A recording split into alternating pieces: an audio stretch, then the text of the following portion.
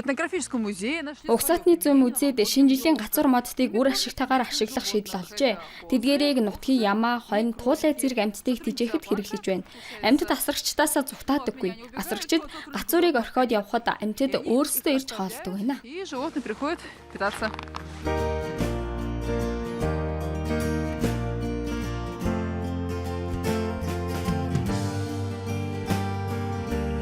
Биднийг харж үзээд хөвсгөр амьтдын хашаанд орохыг зөвшөөрсөн. Энэ үгэнтэй гэхэд үгээр хэлхэн аргагүй мэдрэмж байлаа.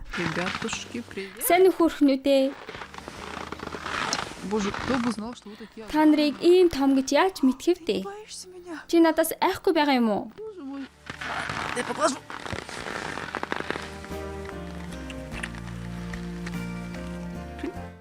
Бурхан минь, алив эли ямар хөөрхий юм бэ бурхан минь. Туулуунуудыг мөчрөөр тэжээх гэж хэд хэдэн удаа бүтлгүүцсний дараа музейн ажилтнууд намайг өрөвдөж самар өглөө. Дэлдэнгүүд самарт их дуртай гинэ. Хуруу хазаж болохгүй шүү за. Би өөрөө ч мэдрэхээ байлаа дөө. Идэх нөхөр байна уу?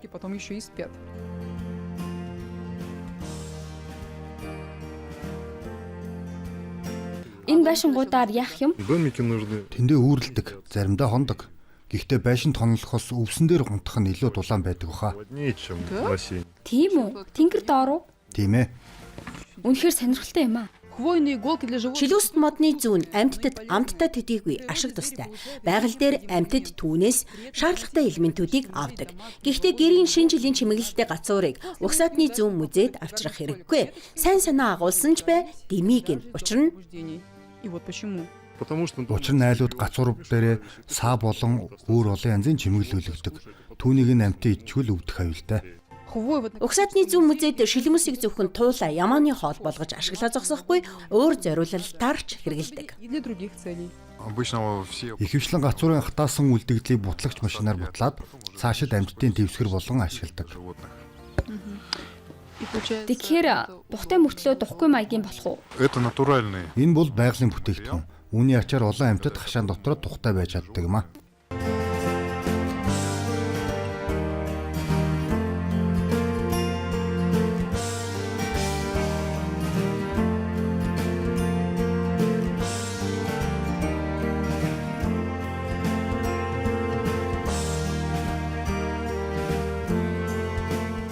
Амьтдыг үзхийг хүн бүр хүсгэн мэдээж. Гэхдээ орон нутгийн журам дэглэмийг мартаж болохгүй.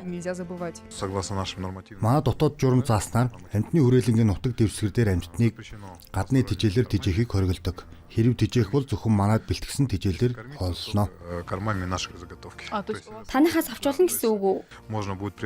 Манаас тижээд худалдаа авч болно. Захиалга өгвөл манай ажилтнууд тижээлийг дорн авчираад өгнө.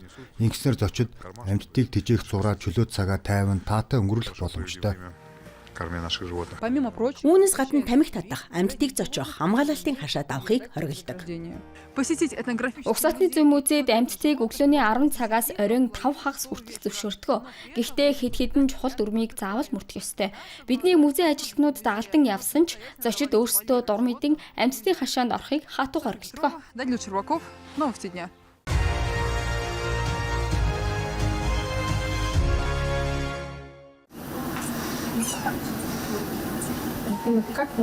Үрсдээ ямар нэр өгсөн бэ? Эхнийх нь Игорь Сергеевич, тэгээд Назар Сергеевич, тэгээд хамгийн залхуу нь Захар Сергеевич гэсэн байхаа. Танилцаараа 2026 онд эрхүү мужид төрсэн анхны 3 ихэр Гуранбаатар 1-р сарын 14-нд мэндэлжээ. Литвинийхний гэр бүл өнөөдөр өнөр бүл боллоо. Ээж Инагийн хэлснээр Ус Ординскийн суурьнд аав болон ах эгч 4 хүн дүү нараа дисэн ядан хүлээж байна. Өнөр бүлийн ээж Ина 3 ихэртэй болсноо мэдсэн мөчөө ийхүү дурсав. Когда узнали о тройне. Үннийг хэлэхэд шоконд орсон. Манайд чинь ихрийн удан байхгүй штэ. Байхгүй. Болох байлгүй дээ. Нөхөр маань ч туслана. Эрхүү мужийн пренатал төвийн эмч нар олон өргөтэй жирэмслэлтийг урьдчилан төлөвлөх боломжгүй гэдгийг баталж байна. Харин ийм тохиолдолтой учрвал их хүүхдүүдийн эрүүл мэндийг жирэмсний хамгийн ихний үеэс эхлэн эмч нар нарийн хяналтанд авдаг. 8 жилийн өмнө манайд 4 ихэр төрж байсан. Энэ бол үнэхээр онцгой тохиолдол. тохиолдол. Ер нь 3 гэхээр 4 гэхээр бүр 6 хүүхэд төрөх нь негроид ард түмэнд илүү түгээмэл тодорхой урдл нөхцөлтэй байдаг. Манай бүс нутагт харин ихэвчлэн ихэр буюу 2 урагтай төрөл ийгдэг. Жил бүр эрхүү мужид ойролцоогоор 250 ихэр хүүхэд мэдлэгээ. Возможно, Жилийн эхэнд 3 ихэр төрсөн нь сайн ёрын тохиолж байж мэднэ. Тус бүс нутагт цаашид ихэр 3 ихэр хүүхдүүдийн тоо нэмэгдэх хандлагатай байна. в регионе станет еще больше. Для роддома Иркутска Эрхүү мужийн төрөх эмнэлгүүдийн хувьд энэ бол үнэхээр баяр баясгалантай ховор тохиолдол. Эмчнэр хэлснээр удахгүй ээж хүүхдүүдийн хамт гэртээ харина. Одоогийн байдлаар тэдэнд тайван амгалан байдал нийгэм чухал гэв. главное для них – это покой. Дарья Пастушенко, Артур Ощупкин. Середина земли, Иркутск.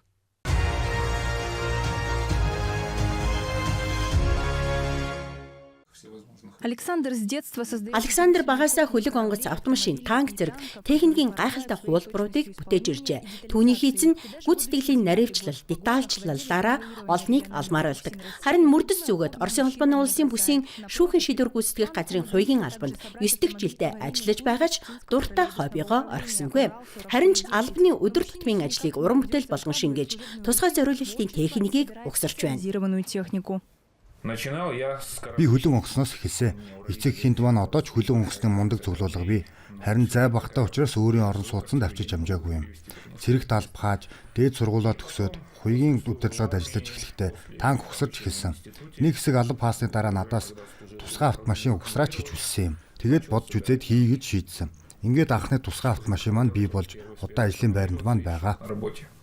Модель спецавтомобиля. Камаз 43 Т8 суурьтай тусгай автомашины загвар нь 2024 онд зохиогдсон. Бүх Оросын моделистуудын Народная Дикал уралдаанд тэргүүн байр эзэлсэн байна. Харин Александрийн 2025 онд эхлүүлсэн 2 дахь төсөл нь Газон Next ачааны автомашин суурилсан тусгай машин юм. Грузовика Газон Next.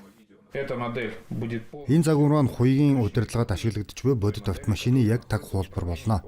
Тусгай автомашины кузовыг 3D принтерээр хэвлэж хийсэн. Харин рам кабины үйлдвэрийн загвар өөрөөр хэлбэл бэлэн загварыг авч будгийг нарилгаад бүрэн задалж дахин будсан гэсэн үг. Дараа нь хэд хэдэн нэмэлт тоног хийж манайд байдаг бодит автомашины өнгөөр будах юм аа. В планах у Моделистын цаашдын төлөвлөгөөнд Читагийн троллейбусны газрын Ослын албаны автомашин Урал 4310-ыг угсрах зорилт бий. Гэвч бодит автомашины кабинд орж үзэх боломж одоогоор түүнд олдоогүй байна. в кабине грузовика. Хийхийг маш их хүсэж байгаач троллейбусны депотой холбогдож машиныг нь бүхэлдэн зураг авч амжаагүй байна. Цааш давуу загварыг үзэсгэлэнгүүдэд илгэж хотуудаар явж үүр байгалийн хязгаарт бид ямар автомашин ашигладгийг харуулах бодолтой байна да. Среди работали... Александрийн бүтээлүүд донд цэргийн техникийн сэтгэгдэл төрүүлж алмааруулам загварууд ч бий. Тухайлбал Германы хааны бар танк зөвлөлтийн хүнд 5 цамхагт Т-35 ч бий. Одоо тэрээр олон жилийн турш нутаг нэгт багш Константин Гончарын дэмжлэгтэйгээр эхлүүлсэн төслүүдэд дуусгахыг зорж байна. Харин цуглуулгын онцлог чимэг нь охин Анигийнхаа цахилгаар хийсэн ягаан өнгийн эвэрт морьтой өхөөрдөм танк болжээ. Их бууны оронд алтан товч цэцэгтэй их биедэн чихэр наасан энэ бүтээл нь эцэг хүний хайрыг илтгэнэ. Бүх ажлаа мастер Коробка цэг руу сайтад нийлдэг. Корнев, середина земли, Забайкальский край.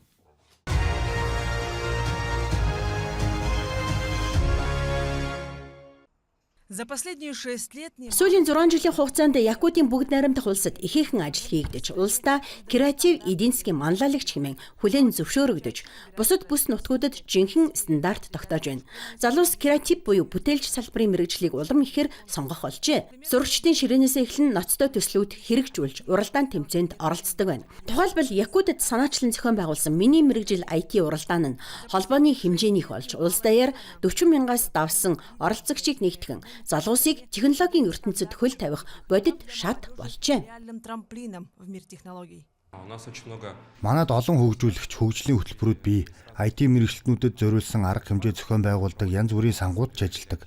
Мөн сургуулийн хүүхдүүдэд зориулсан IT чиглэлч хөгжиж байна. Жишээ нь миний мэргэжил бол IT хакатон өөрийгөө харуулах боломж олгодог. Түүнчлэн ажлын байр санал болгодог олон компани бий.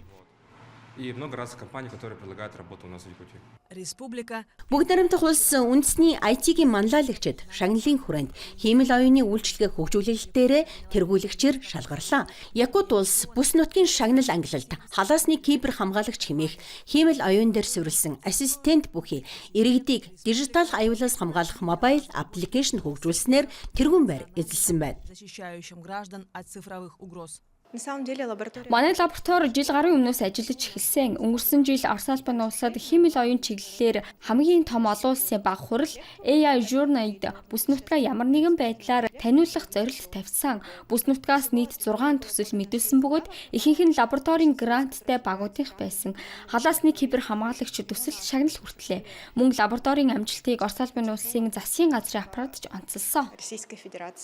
Якутский кинематограф. Якутын кино урлаг авьяасаараа төдийгүй бодит үр дүнгээрээ хүчрэг гэдгээ батлалаа. 25 дахь кино наадам нь экстра синема сүлжээнд гайхалтай орлого олж 77 танхимд 118 мянгаас давсан үзэгч татжээ. 2025 онд бид 280 сая рублийн рекорд орлоготой байсан. Энэ 2023-24 оныг нийлүүлснээс ч давс үзүүлэлт юм. 2030-аас 32 он гэхэд Алс дорнодын кино павильон барих томоохон зорилт бий. Жилийн турш кино зураг авалт хийх боломжтой орчин үеийн техникээр тоноглогдсон павильон байх юм а. В 2026 году ожидается 2026 онд Якутын кино анимацийн сан байгуулахаар төлөвлөж байна. Сангийн хэмжээ 150-аас 200 сая рубль байх бөгөөд нэг кинонд дунджаар 3-аас 15 сая рубль хуваарлана. Мөн пост продакшн болон киноны маркетингт хөрөнгө оруулалт хийхээр төлөвлөжээ. кино. Марфирина Алексеева, Нюргун Старостин, Якутск.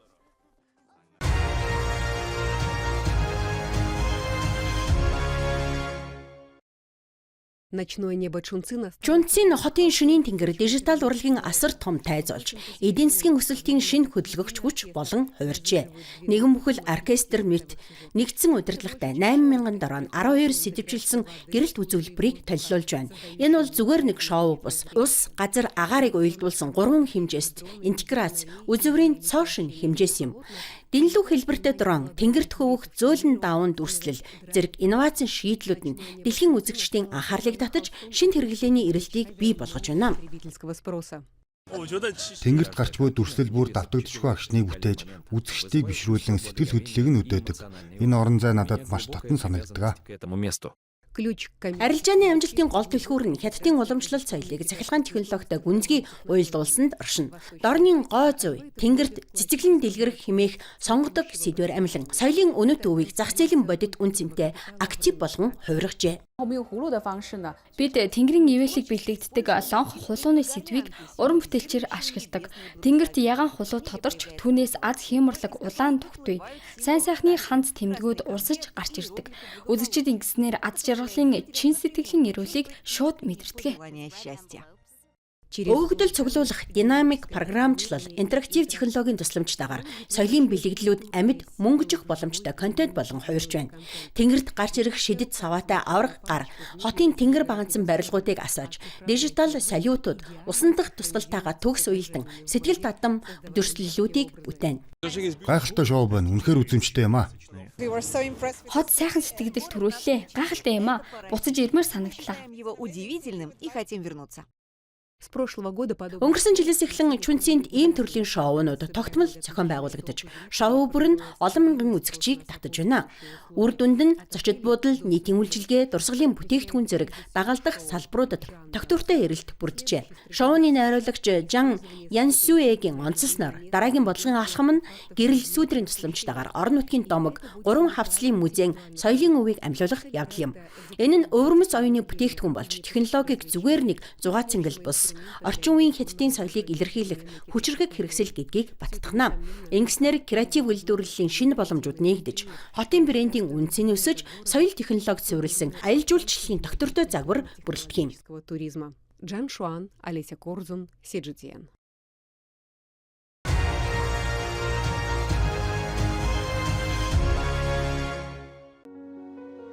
В музее бронзы провинции. Шанси мужийн хүрэл идэллийн музейд хадгалагдаж байгаа 2500 жилийн настай дөрвөлжин хэлбэртэй хүрэл идэлэл нь эртний хятадын язгууртнууд өвлийн хүйтэнтэй хэрхэн тэмцэж байсныг тодорхой харуулдаг. Давцан дээр сийлсэн лууны дүрс нь уг идэллийг нэгэн зэрэг дулаацуулах хэрэгсэл төдийгүй нийгмийн өндөр статусын бэлэгдэл болгож байжээ. Амьтдын баримлалаар пирамид хэлбэрт өрсөн тансаг хийцтэй энэхүү зуух нь бодит дулааныг сүрлэг ёслолын дизайнтай хослуулсан онцгой бүтээл юм. Внушительным ритуальным дизайном. Эртний хятадд нүүрсэн халаагуурыг дулаацуулахад өргөн хэрэглэдэг байсан. Харин хүрлээр хийсэн ийм төрлийн идэллүүд 2500 жилийн өмнө байдлын тэмцэгч Ван тулсуудын үед бий болсон. Химжээ хийцээс нь харахад энэ дөрвөлжин давцсан нь яг ийм зориулалтын халаагуур байсан болов уу? Тансаг чимэглэл нь практик хэрэглээтэй хосолсон. Дотор нь улайссан нүүрс анивчиж, доод хэсгийн дөрвөн жижиг амьтны баримл дулаан үлийг тээж, өвлийн жаврыг сарниулж байгаа мэтээр төсөөлөгдөнө. Разгоняющая зимнюю стужу. Мөн Шанси мужийн музейд 3000 жилийн настай Цин Ванлиг улсын захирагчид гамаарч байсан хүрэл сав дэлгэгдэжээ. Энэхүү идэлэл нь мөн дулаацуулах зорилттой байжээ. Энэ үзмэрийг хамгийн эртний хотпот гэж нэрлэдэг. Дээд саванд мах хийж, дунд давцанд модны нүүрс барилуулдаг байжээ. Давцан дээрх загалмай хэлбэрийн 3 нүх нь агаарын солилцоог сайжруулж, үнс доош унах боломжийг бүрдүүлдэг. Энэ бол зөвхөн Цзин Ванлиг улсын захирагчид хэрэглэж байсан маш өндөр зэрэглэлийн ёслолын хүрэл идэлэл юм. Стремление к комфорту. Олон мянган жилийн өмнө ч хүмүүс тав дух гой зүв ахуйн асуудлыг ухаалгаар шийдэх эрмэлзэлтэй байсныг эдгээр бүтээлд тодхон харуулна. Тансаг хийцтэй эдгээр дурсгал нь эртний хятадын шинийг сэтгэх чадвар, гар урлалын өндөр түвшинг илэрхийлж, инновац хэрхэн өдөр тутмын амьдралыг бүрэлдүүлж байсныг өгүүлж байна. Чао, Олеся Корзун, Сиджитен.